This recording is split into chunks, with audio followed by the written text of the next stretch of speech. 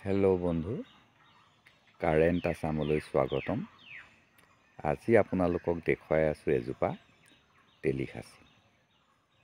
এইজোপা চাওক, এইজোপা হ'ল তেলিখাচি আৰু সিহঁতৰ পুলি মই দেখুৱাইছোঁ। এইটো চাওক তেলিখাচি পুলি, এইটো ইয়াৰ তলত যে পুলিবিলাক গজি আছে এইবিলাক দেখিছে। ইয়াৰ কিন্তু বেছি পুলি নগজে। যিজোপা ভোলা খাচি হয় সেইজোপাৰ তলত আপুনি হাজাৰ হাজাৰ পুলি দেখিবলৈ পাব, কিন্তু যিজোপা তেলিখাচি সেইজোপাৰ গুৰিত আপুনি খুব কম পুলি দেখিবলৈ পাব। এই গছজোপাৰ আপুনি এয়া দেখিছেনে ফুটি কেনেকৈ ধৰিছে। গোটেই গছজোপাত অসংখ্য ফুটি আছে, একেবাৰে তলৰ পৰা শেষলৈকে ফুটি আছে। এই গছজোপা তেনেই সৰু গছ, এইজোপাৰ বয়স 20 বছৰমান হ'ল, কিন্তু এইজোপাত দিছিলে 80,000 টকা। এয়া দেখিছে ফুটি 80,000 টকা অলৰেডি দিলেই। এইজোপা মোৰ একেবাৰে নিজৰ ঘৰৰ বাৰীৰ গছ, কিন্তু মই দিয়া নাই।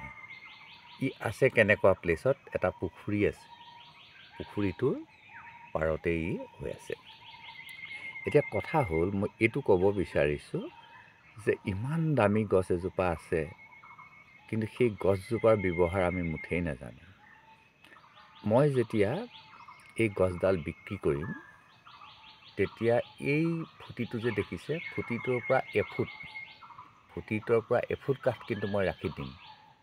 যিকোনো এটা ফুটিৰ পৰা মই যিমান টকাতেই নিবিকো, এনেকুৱা এটা ফুটিৰ পৰা তলৰ 1 ফুট ৰাখি দিম। এইটো কাৰণে কৈছোঁ আপুনিও ৰাখি দিব। এইবিলাক ফুটি চাওক, এই যিকোনো এটা ফুটিৰ পৰা, এইবোৰ দেখিছেনে চব ফুটি, যিকোনো এটা ফুটিৰ পৰা আপুনি 1 ফুট তললৈ ৰাখি দিয়ক। যদি গছজোপাত আপুনি 1 লাখত বিকিছে, আপুনি 5,000 টকা কমকৈ লওক। তাক কওক যে মোক 1 ফুট কাঠ দি যাব লাগিব, মই তোক 5,000 টকা কমাই দিম। কিন্তু সি ক'ব যে 5,000 নহ'ব, আপুনি 10,000 কমাব লাগিব, তেনেকুৱা কথা ক'ব। তেতিয়াই আপুনি বুজি পাব আপোনাৰ গছডালৰ ভেলুটো কিমান। আৰু সেই 1 ফুট কাঠ সঁচাকৈ আপুনি ৰাখিব, কাৰণ সোণতকৈও মূল্যৱান এটা বস্তু আপুনি বিক্ৰী কৰি আছে, কিন্তু আপুনি তাৰ ব্যৱহাৰ নাজানে। এতিয়া আমি ব্যৱহাৰ কৰিবলৈ শিকিব লাগিব। কেনেকৈ ব্যৱহাৰ কৰিম? সেই 1 ফুট কাঠ যেতিয়া আপুনি লৈ ল'ব, তাক ক'ব যে তুমি চাচি চুৰুকি মোৰ ইয়াত ওলোৱা মালখন বাহিৰ কৰি দিয়া, বা বগা অংশটো বাদ কৰি দিয়া।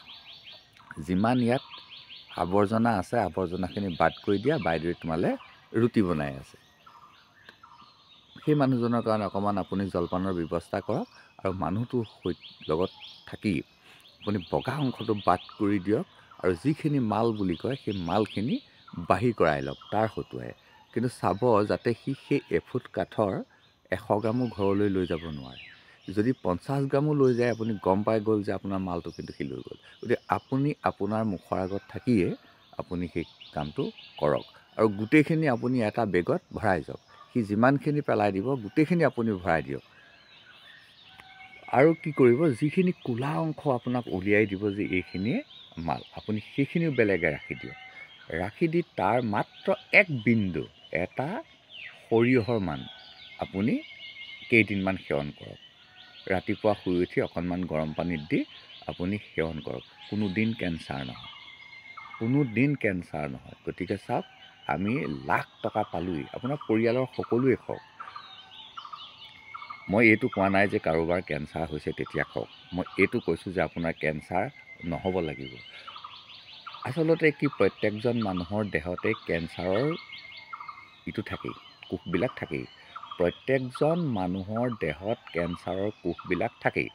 যেতিয়া সিহঁতি কোনো এক জেগাত স্থায়ীভাৱে থাকিবলৈ লৈ পজিটিভ নেগেটিভ সংলগ্ন হৈ যায়, তেতিয়া সিহঁতৰ দ্ৰুতগতিত বংশ বৃদ্ধি হয় আৰু মানুহজন ৰোগগ্ৰস্ত হয়। আৰু স্থান বিশেষে মানুহজন বাচে, স্থান বিশেষে মানুহজনক বচাবলৈও সক্ষম নহ'ব পাৰে, কিন্তু কেঞ্চাৰ এতিয়াও দুৰাৰোগ্য নহয়। সেই কেঞ্চাৰৰ দৰৱ আপোনাৰ হাততেই আছে। আপোনাৰ দেহত থকা কেঞ্চাৰৰ কোষবিলাক সমূলঞ্চে দুৰ্বল কৰি দিব, যে সিহঁতি শতাধিক বছৰৰ কাৰণে দুৰ্বল কৰি দিব সিহঁতক এই সাঁচি গছৰ আগৰে। গতিকে অতি মূল্যৱান অতি গুৰুত্বপূৰ্ণ এটা ভিডিঅ' মই আপোনালোকক আজি আগবঢ়ালোঁ। কোনো ৰসিকতা কৰিবৰ কাৰণে বা হাস্যৰসৰ কাৰণে আমোদ প্ৰমোদৰ কাৰণে মোৰ ভিডিঅ'বিলাক নহয়। মোৰ ভিডিঅ'বিলাকৰ নিশ্চয় গুৰুত্ব আপোনালোকে বুজি পাইছে।